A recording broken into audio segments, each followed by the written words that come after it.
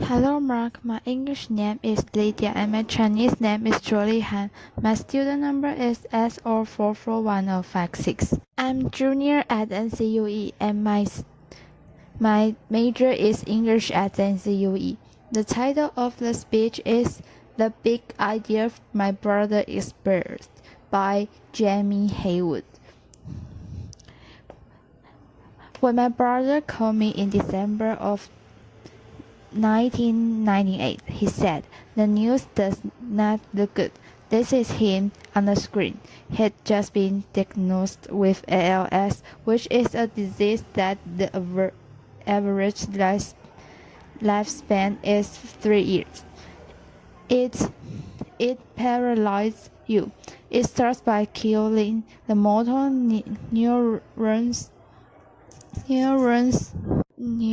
in your spinal cord, and you go from being a healthy, robust 29-year-old male to someone that cannot breathe, cannot move, cannot speak." This has actually been, to me, a gift because we began a journey to learn a new way of thinking about life. And even though Stephen passed away 3 years ago, we had an amazing journey as a family. We did not even, I think, adversity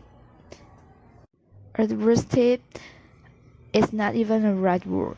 We looked at this and we said we are going to do something with this in an incredibly positive way.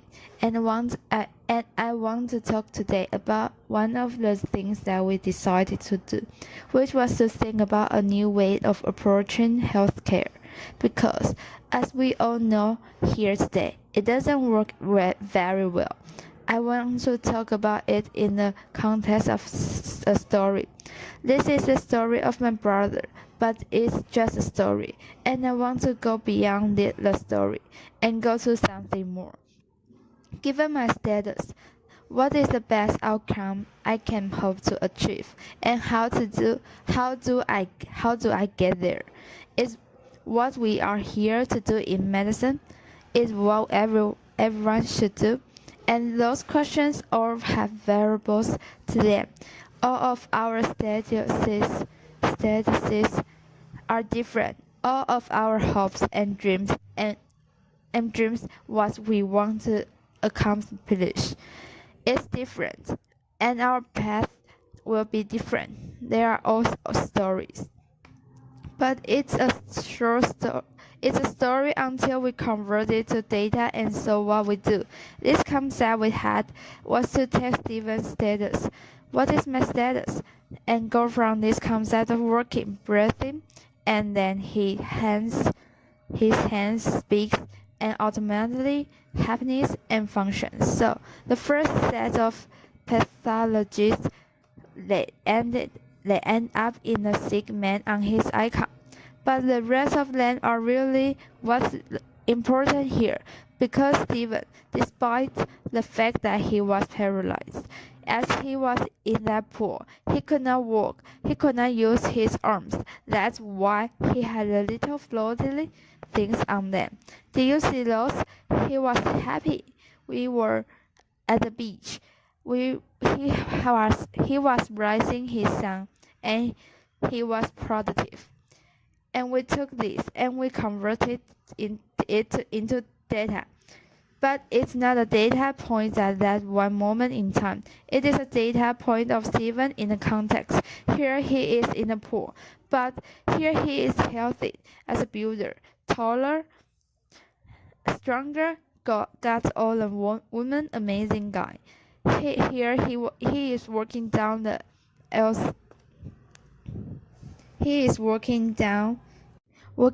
aisle, but he can barely walk now, so it is impaired.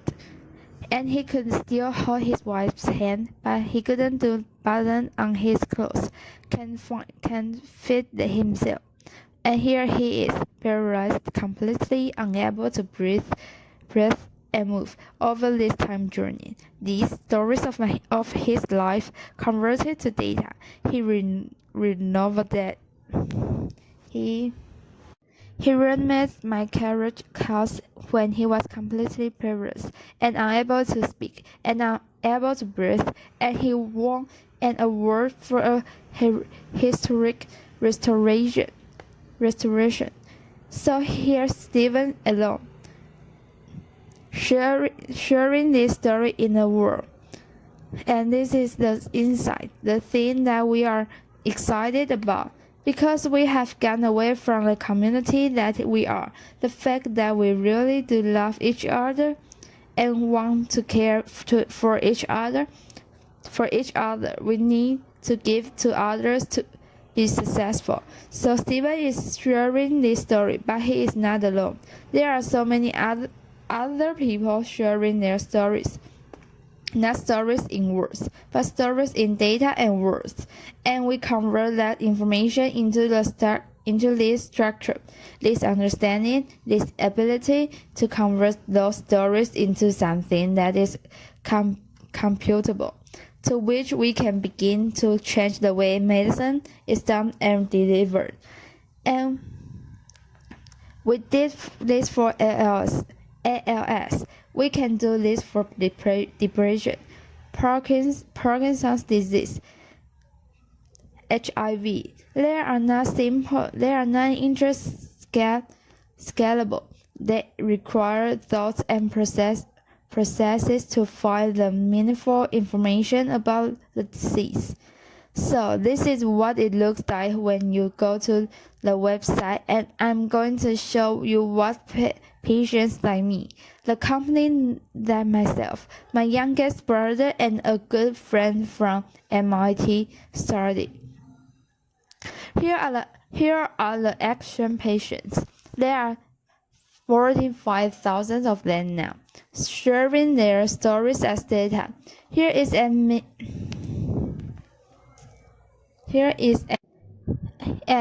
MS patient. His name is Mike, and he uniformly impaired on cognition, vision, walking, sensations. Those are things that are different from each MS patient. Each of them can have a different characteristic. You can see fibromyalgia, HIV, ALS, depression. Look at this HIV patient down here, Sydney. It's 2 years of this disease. All of the symptoms are not there, but he is working to keep his CD4 count high and his viral level low, so he can make his life better. But you can aggregate this,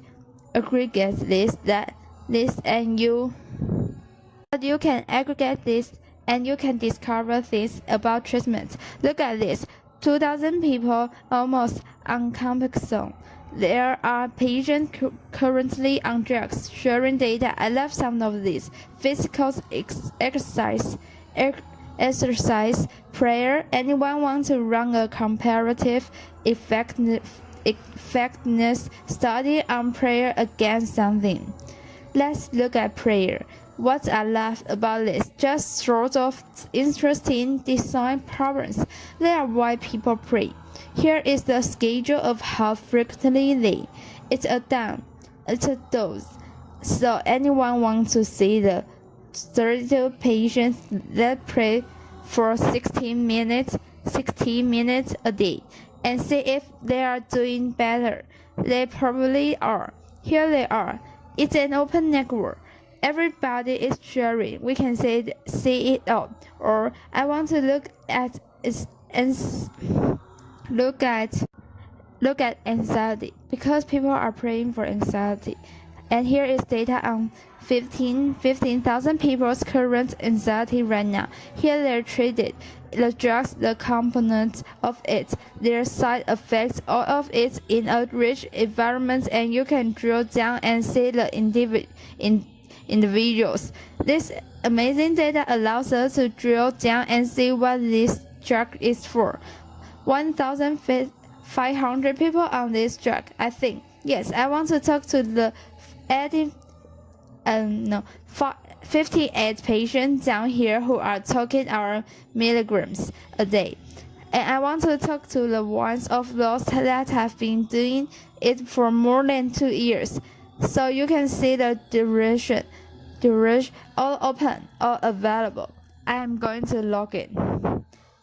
And this is my brother's profile. And this is a new version of our platform we are launching right now.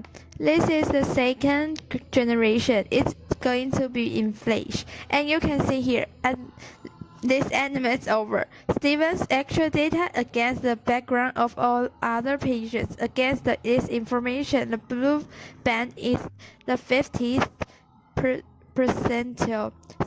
Steven is the 75th percentile.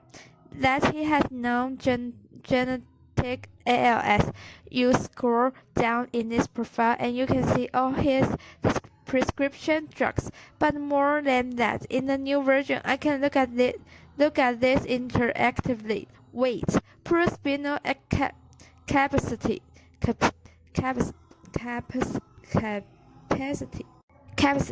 Doesn't this remind you of a great stock program? Wouldn't it be great if the technology we use to take care of ourselves was as good as the technology we use to make money? They true. In the side effects for his drug, integrated into that, the stem cell transplant that he had, the first in the world, sure opening for anyone who wants to see it. I love here the cyberkinetics implant, which was again the only patient's data that was online and available. You can adjust the time scale. You can adjust the symptoms. You can look at the interaction between how I treat my ALS. So you click down on the ALS tab here, there. I'm talking 3 drugs to manage it. Some of them are experimental. I can look at my constipation, how to manage it. I can see magnesium citrate and the side effects from the drug, all integrated in the time in which they are meaningful. But I want more. I don't want to just look at this cool device. I want to take this data and make something even better. I want my brother center of the universe and his symptoms and his drugs, and all of the things that interact among those, the side effects, to be in this beautiful data galaxy that we can look at in any way we want to understand it, so that we can take this information and go beyond just this simple model of what a record is. I don't even know what a medical record is. I want to solve a problem. I want an application. So can I take this data, rearrange yourself, put the symptoms in the left, the drugs across the top, tell me everything we know about Steven and everyone else, and what interacts. Years that after he's had these drugs, I learned that everything he did to manage his excess saliva, including some positive side effects that came from other drugs, were making his constipation worse. And if anyone's ever had severe constipation, and you don't understand how much of an impact that has on your life, yes, that was a pun. You are trying to manage this, and this grid is available here, and we want to understand it. No one's ever had this kind of information. So patients have this. We are for patients. This is all about patients' health care. There was no doctors on our network. There is about the patient. So how can we take this and bring them a tool that they can go back and they can engage the medical system? And we work hard, and we thought about it, and we said, what's something we can use all the time, that we can use in the medical care system, that everyone will understand, so the patient printed out.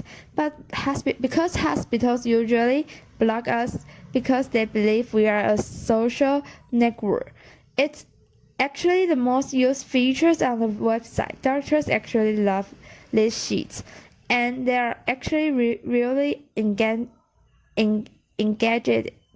So we went from the story of Stephen and his story to data, and then back to paper, where we went back and engaged the medical care system. And here's another paper. This is a journal, PNAS. I think it's a proceedings of the National Academies of Science of the United States of America. You've seen multiple of these today when everyone bragging about the amazing things they've done.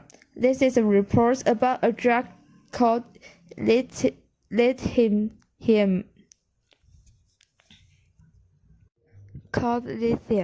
Lithium. That is a drug used to treat bipolar disorder. That's a group in Italy found slowed ALS down in 16 patients and published it. Now we'll skip the critics of the paper, but the short story is: if you are a patient, you want to be on the blue line. You don't want to be on the red line. You want to be on the blue line because the blue line is a better line. The red line is way downhill. The blue line is a good line. So you know with that, we looked at this, and what I love also is that people always accuse these internet sites of promoting bad medicine and having people do things irresponsibly.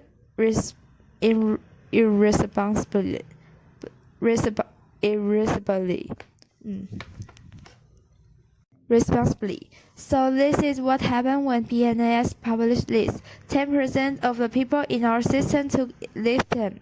10% of the patients started taking lithium based on 16 patients of data in a back publication, and they call the internet irresponsible.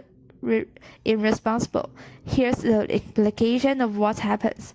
There's this one guy named Humberto from Brazil who unfortunately passed away 9 months ago, who said, "Hey, listen, can you help us answer this question? Because I don't want to wait for the next trial. It's going to be years. I want to know now. Can you help us?" So we lost some tools. We let them check their blood level. We let them share the data and exchange it. A data network. And they said, Jamie, PLM, can you guys tell us whether this works or not? And we went around and we talked to people, and they said, you can run a clinical trial like this. You don't have the blinding. You don't have data. It doesn't follow the scientific methods.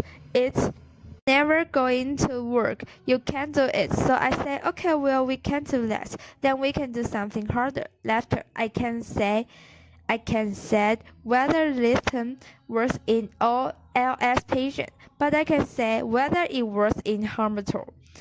I bought a Mac about 2 years ago. I converted over, and I was so excited about this new feature of the fine machine that came in their paper. And we said, because it's really cool, you can go back and you can look at the entire history of your computer and find everything you've lost. And I love it. And I said, what if we built a time machine for patients, except instead of going backward, we go forward? Can we find out what's going to happen to you so that you can maybe change it? So we did. We took all the patients like Humberto. That is the Apple background. We stopped that because we didn't have time to build our own. This is a real app, by the way. This is not just graphics. And you take those data and we find the patient like it, and we bring their data together, and we bring their histories into it, and then we say, well, how do we line them all up? So we line them all up so they go together around them. The meaningful points integrate across everything we know about the patient for information the entire course of their disease. And that's what is going to happen to Humberto unless he does something. And he took lithium and he went down the line, and it works almost every time. Now the ones that it doesn't work are interesting, but almost all the time it works. It's actually scary. It's beautiful. So we couldn't run a clinical trial. We couldn't figure it out, but we could see whether it was going to work for Humberto. And yet, all the clinicians in the audience will talk about power, and all the standard deviation. We'll do that later, but here is the answer of the mean of the patients that actually decided to take lithium. There are all the patients that standards started lithium. It's the internet to treat curve. You can see here the blue dots on top, the light ones. Those are the people in the study in PNAS that you wanted to be on, and the red one are the ones. The pink ones on the bottom are the ones you didn't want to be, and the ones in the middle are all of our patients from the start of lithium at time 0 going forward and then going backward. So you can see we match them perfectly, terrifyingly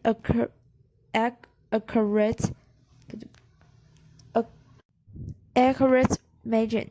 And going forward, you actually don't want to be the lithium patient this time.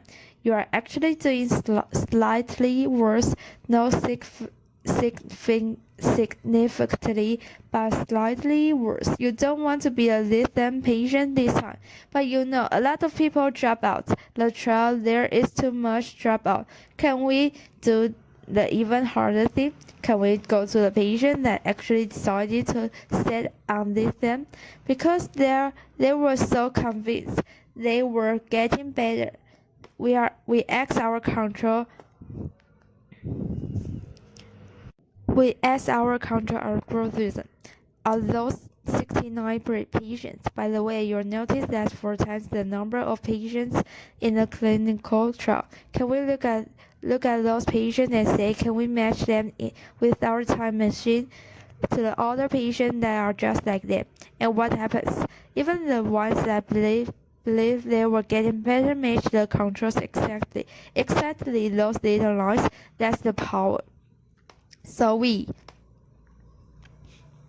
I can tell you lithium doesn't work. I can tell you that if you did it at a higher dose, or if you run the study proper, I can tell you that for those 69 people that took lithium, they didn't do any better than the people that were just like them, just like me. And then we had the power to detect that at about a quarter of the strength reported in the initial study. We did that 1 year ahead of the time, when the first clinical trial funded by the H1N1 for millions of dollars failed for fertility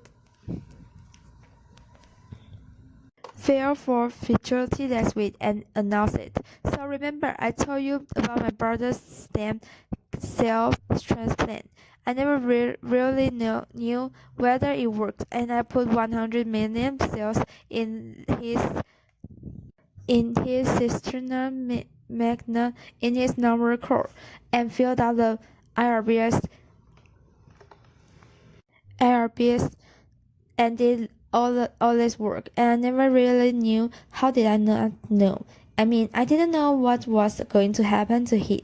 I actually asked him, who is quant in our group? We actually searched for about a year to find someone who could do the sort of math and statistics statistics and modeling in healthcare. Couldn't find anybody, so we went to the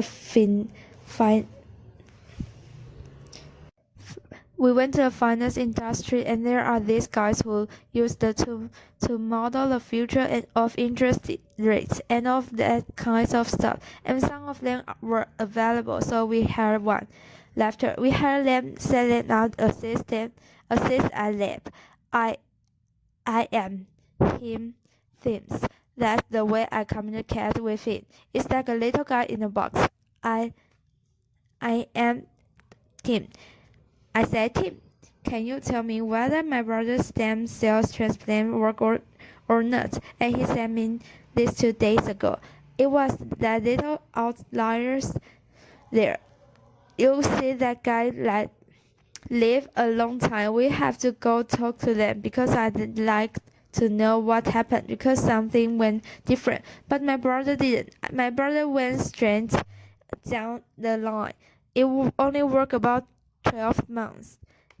It's the first version of the time machine. First time we ever tried it. We're trying to get it better later, but 12 months so far. And you know, I look at this and get really emotional. You look at the patient, you can drill it, all the controls, you can look at them, you can ask them.